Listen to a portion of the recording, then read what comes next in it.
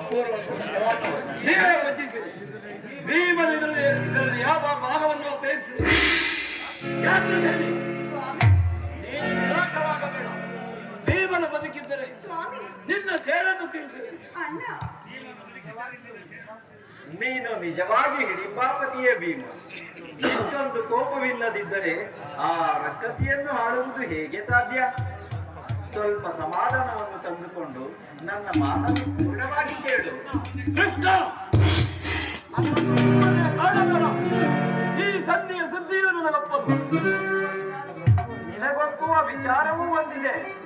ದುರ್ಯೋಧನನು ನಿನಗೊಂದು ಸಂದೇಶವನ್ನು ಕಳುಹಿಸಿರುವನು.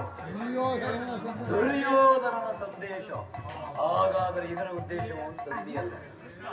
ಕೃಷ್ಣ, ಏನು ಏನು ಸಂದೇಶ?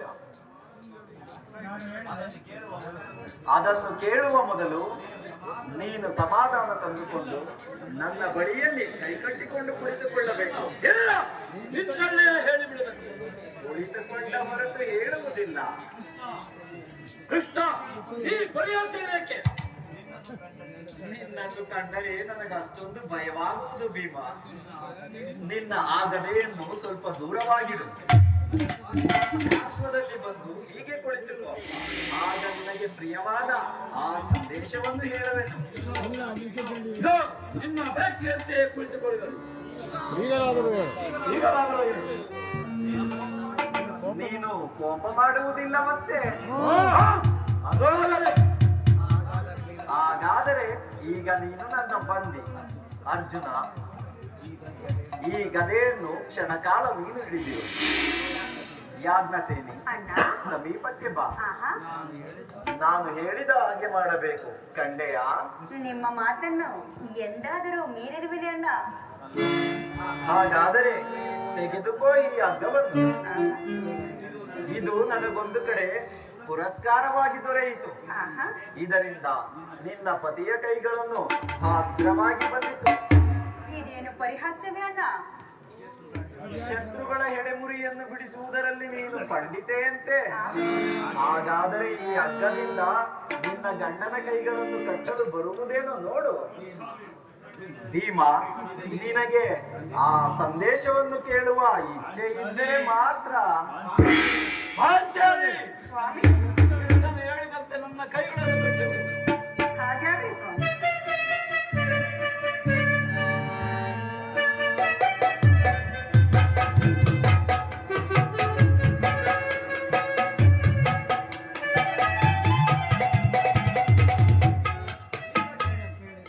ಈಗ ಕೇಳಿರಿ ಎಲ್ಲರೂ. ಭೀಮ, ಯಾಜ್ಞಸೇನಿ, ಅಣ್ಣ, ಧರ್ಮನಂದನ, ಕಿರೀಟಿ ಎಲ್ಲರೂ ನನ್ನ ಮಾತನ್ನು ಕೇಳಿರಿ. ಭೀಮನನ್ನು ಬಂಧಿಸಿರುವ ಈ ಹಗ್ಗವು ಈ ದಿನ ರಾಜಸಭೆಯಲ್ಲಿ ನನ್ನ ಅಂಗಾಂಗಗಳನ್ನು ಬಂಧಿಸಲನುವಾಗಿತ್ತು.